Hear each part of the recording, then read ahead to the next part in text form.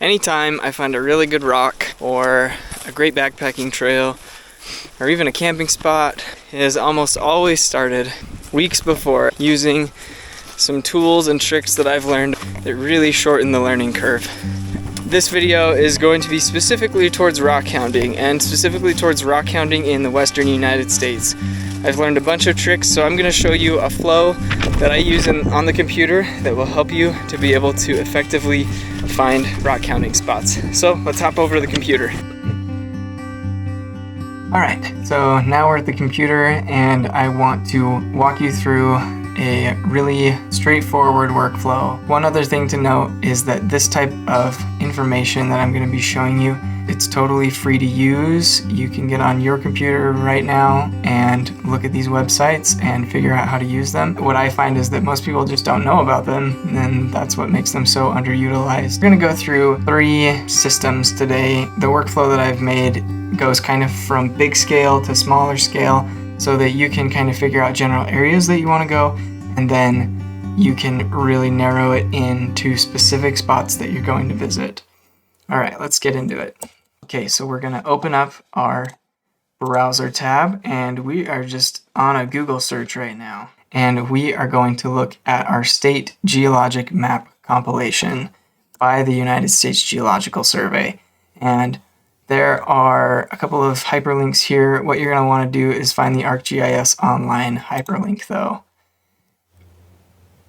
And you can get here elsewhere, but that's the way that I found is the most straightforward. What you're looking for is an ArcGIS item. We click on the map viewer to open it. And it's going to drop us into Southern California. And we're going to back out quite a ways because I want to see the whole United States. You can see there's all sorts of different rocks and formations everywhere else, but the West definitely has the most volcanic activity, igneous rock, which is red, and a lot of variety too. There are gemstones that form in all of the 3 major types of rocks, and if you remember the 3 major types of rocks, they are igneous, metamorphic, and sedimentary. Most of the gems that I'm looking for are either in metamorphic or igneous rocks, so we're going to zoom in on an area, and I'm just going to show you how I use this map. If you've never looked at a geologic map, you probably have no idea what you're looking at right now, but I'm going to make it really simple for you. There are 3 things that I'm looking for. I'm looking for types of rock, I'm looking for intrusions and contact points, which is basically where the colors change. So like for example right here, we're going from kind of this olive color to tan color to red. And the third thing that I'm looking for are fault lines, which conveniently are also on this map. You can see all of these red lines are small fault lines. Now this isn't going to give you everything you need to know. These specific layers on this map will kind of give you an idea of what to look for, but it's still not going to give you specific spots. I'm going to show you another resource now that will give you those specific spots. Okay, so we will go in to the Mineral Resources Online Spatial Database, which is mrdata.usgs.gov, and we'll click on the Conterminous United States map. What we want is ignore everything else that's in here unless you really want to go down the geophysics rabbit hole.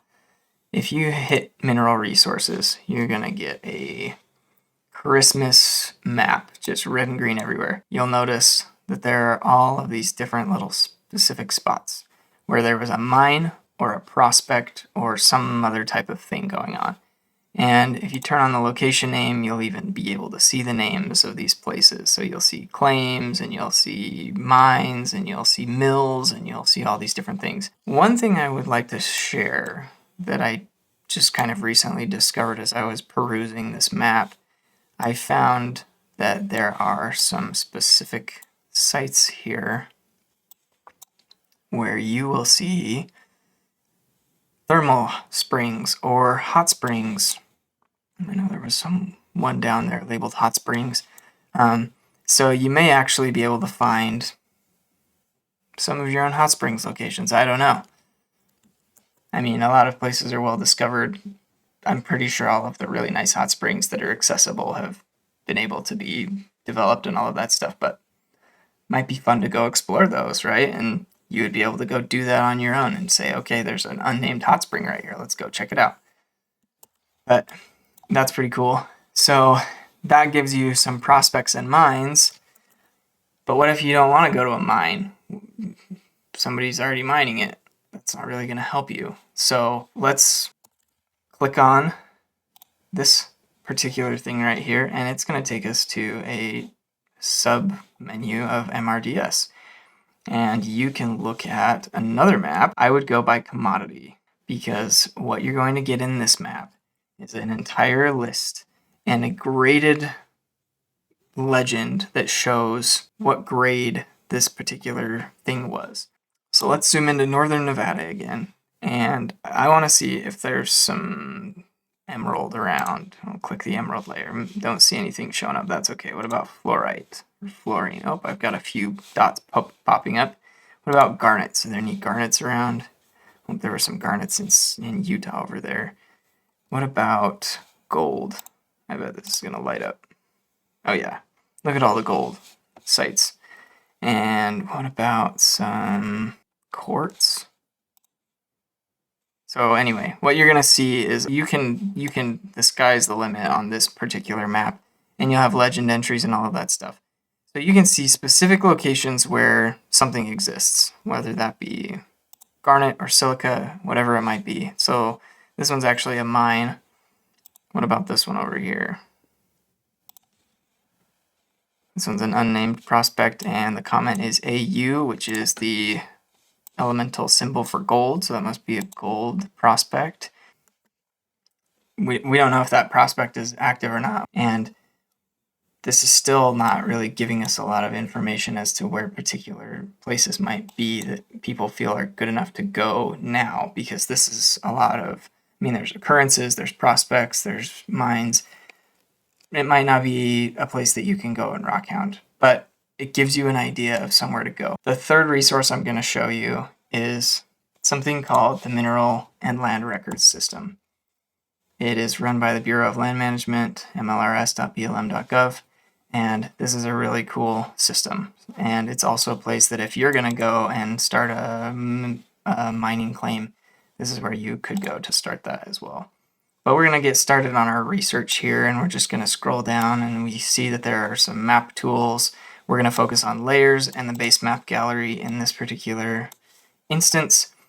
So we're going to zoom back in here, and let's just go check out maybe this southern corner of Oregon and Idaho combined. And it's a little busy right now, so we're going to turn off the public land survey system, and that's going to help out a lot. And we're also going to go to the base map, and we're going to turn on the imagery hybrid, which is going to really open up the opportunities for us to be able to see. Let's go here and check out these layers. So we have all of these different types of layers, but you can see this whited out layer, mining claims. The reason it's whited out is because it has a visibility setting that must be zoomed in to display. So once you get zoomed in enough, then you'll be able to see it. So we're going to see active and closed mining claims as long as we zoom in far enough. Let's see here. It's a big data set, so sometimes it takes a minute to load. You kind of got to move it around a little bit. Oh, there's our first little blue square right there. And you can see this number popping up right here. So we're on the South Fork of the Owyhee River. There's a road coming down. It looks like there's an airstrip right there, but we have this blue square. What in the world is that?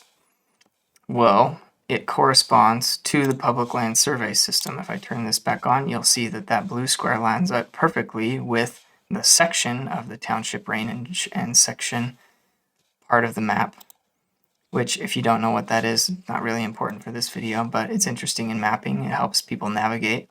And you can see that in here there's this number, and looks like there either is some private land or maybe something like that going on right here, because we have this going on. But this blue square is a closed mining claim.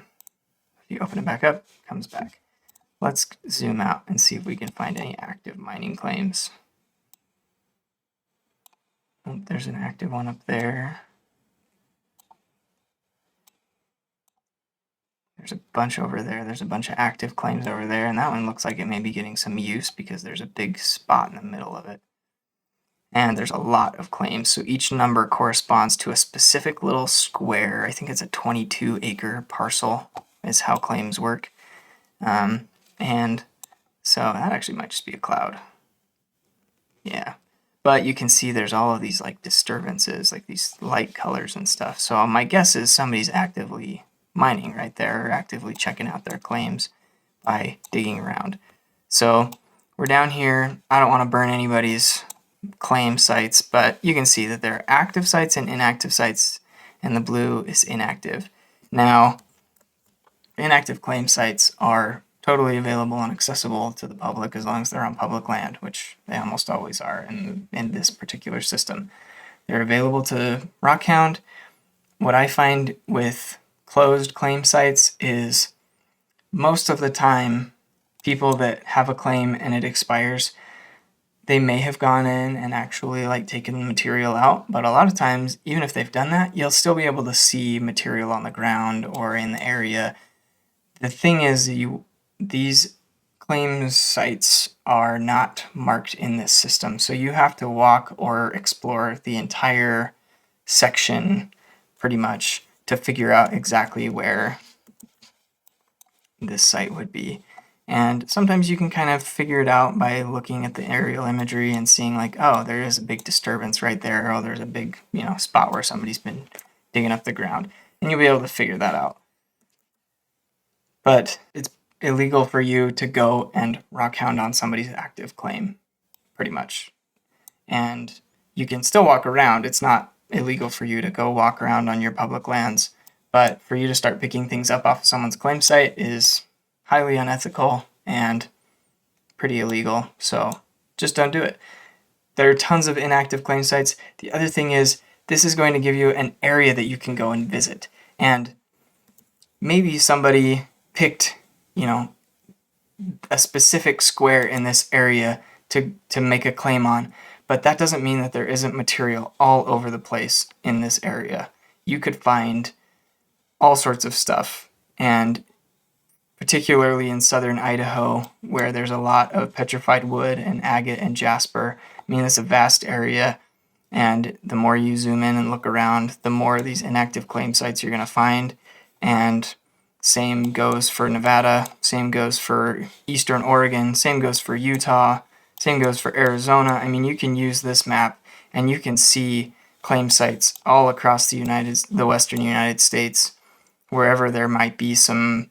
I mean, look at that. In western Arizona, there was claim sites everywhere, and I don't know what they were for. You can go in and click on some of these and figure out exactly what they're for. A lot of times you'll only see like load claim, and then it'll give you a name, but it gives you somewhere to go explore, which could be super fun to just go check out and find who knows what. So you can use other resources, obviously.